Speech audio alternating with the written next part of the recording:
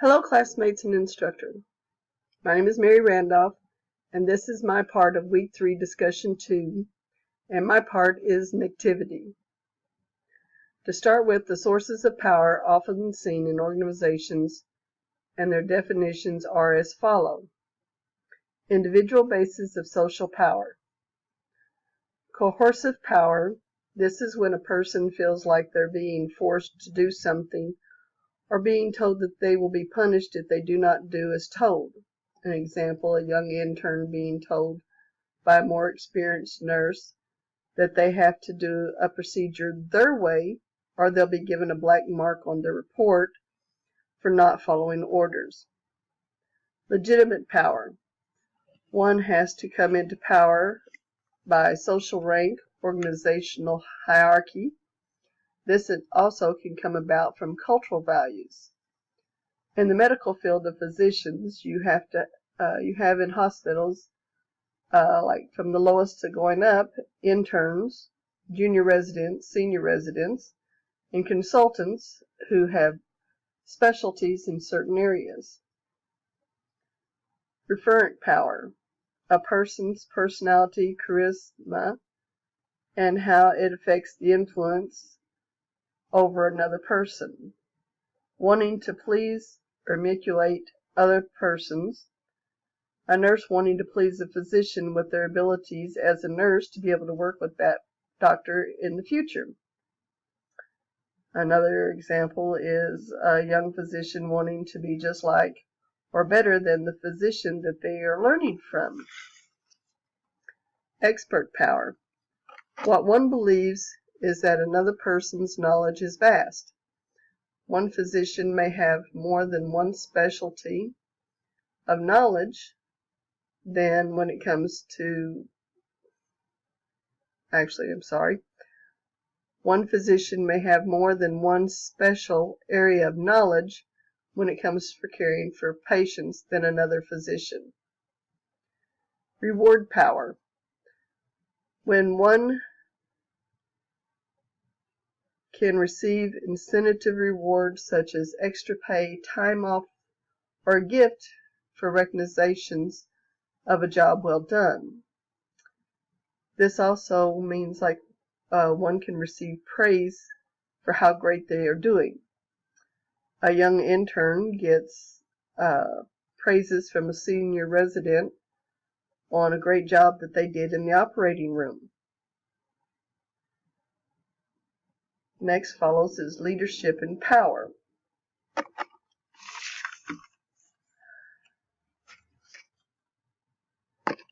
Structural power bases covers resource, decision-making, authority, and information.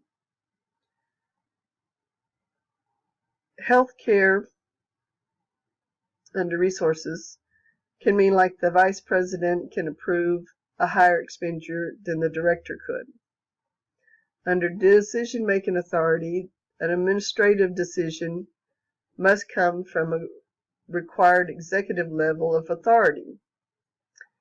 Information is highly desired source, like a physician can't properly treat a patient until all the test results are back from the other staff members who have been performing these tests for him. Under leadership power styles, you have the autocratic leadership. That's a physician telling nurses what to do for the patients. A democratic leadership calls on everyone's opinion to analyze problems and recommend solutions for the manager to decide on. Organizational, political, and power. This comes under political games like the Mintzberg power game. Here you have several different types of parts of this political game. Insurgents is someone who resists authority. Counterinsurgents is leaders who fight back to defend against insurgents. Now that can come about having negative problems, when you're trying to fight against authority to begin with that was right to start with, or the leaders are trying to defend against insurgents who are correct to begin with. Sponsorship, getting someone to mentor them. And a negative effect on this is the fact that someone could get someone to sponsor them, but in the background they have goals to go beyond their mentor, or use the mentoring information to gain more power in another area. Alliance building, building support from others through peer work. There you can again have negative deals where someone who is using others to get their way further in a company. That's like an intern using information to bypass certain doctors on certain things. Budgeting, striving to increase the money for their budget. The negative part here is when someone is trying to increase their budget for personal gain. Expertise, expert employing power over others.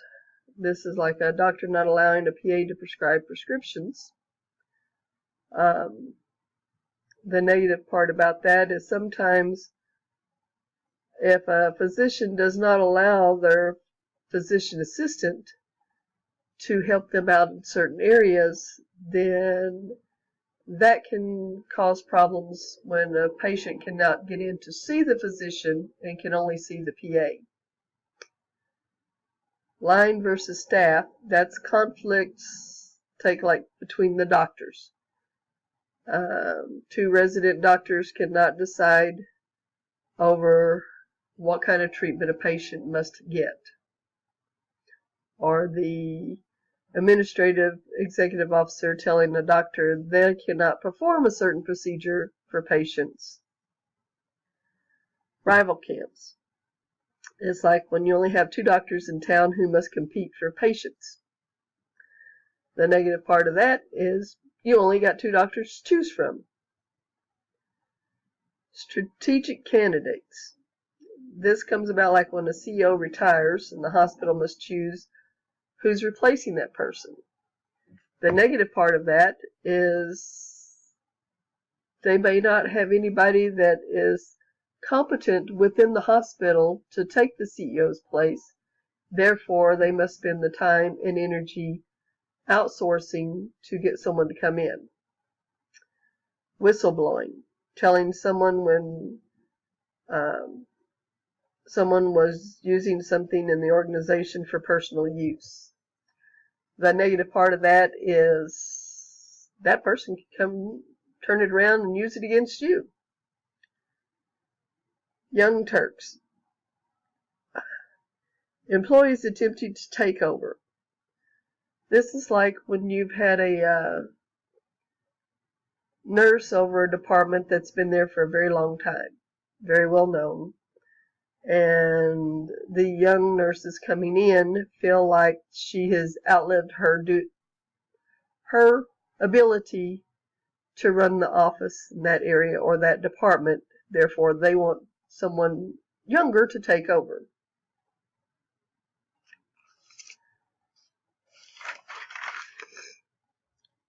One of the other things that I looked into was Thomas Kilmann's conflict styles, and they went over the different parts of like competing, collaborating, compromising, accommodating, and avoiding. Now, with competing, it's using it too much can cause disruption in relationships. That's where you have young interns that are wanting to compete for the attention of a physician.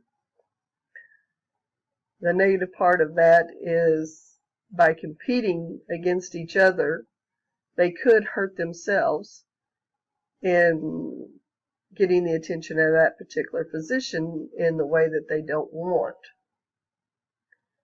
In collaborating, the negative part of that is if it's not worth doing anything, if it's not a big issue with yourself. I have seen people where they're sitting around talking about things and they feel like, well, it doesn't have anything to do with me and I really don't care, so therefore I'm not going to put in my 2 cents worth on it. Compromising. This is where you're trying to please everyone, and it can be very time consuming. So some people, the negative part of that is like, why bother? Why bother trying to compromise? Just do it my way, period. Accommodating. If one accommodates too much, then you can begin to resent the others that's part of the group. And that in itself can cause conflict, and therefore that's a negative thing towards getting anything accomplished. Avoiding. Okay, the avoiding part is where someone who doesn't like conflict or doesn't want to give their opinion when it's something that doesn't really matter or concern themselves. And in the process of that, I came across a deal by an author, and you'll have to excuse me, my mind just went blank on that person, so you'll have to bear with me while I look him up, and it's not going to let me see it. I'm sorry. But basically, the whole deal is, while it is argued that conjunctivity conflict enables team members to scrutinize task issues carefully and make effective decisions, effective conflict is dysfunctional because it arises from personal differences and dislikes among members. Now this, I can tell you from experience that in an organization that I worked for, the staff members from different departments basically did not believe others actually mattered in their jobs, even if this other person was required to help them when they were behind. And this can cause conflict and have negative effect over the whole department in general, because of the negative atmosphere. And until you can get rid of that negative atmosphere, that department's not going to work as a whole. And I've seen that happen too many times in different places where management turned a blind eye to it until it got to the point where somebody had to come in, and usually it was from somebody outside, and usually management was the first ones to go. So it's best to work to keep negativity out as much as possible. And at this moment, I believe that's the end of my report. I hope that has helped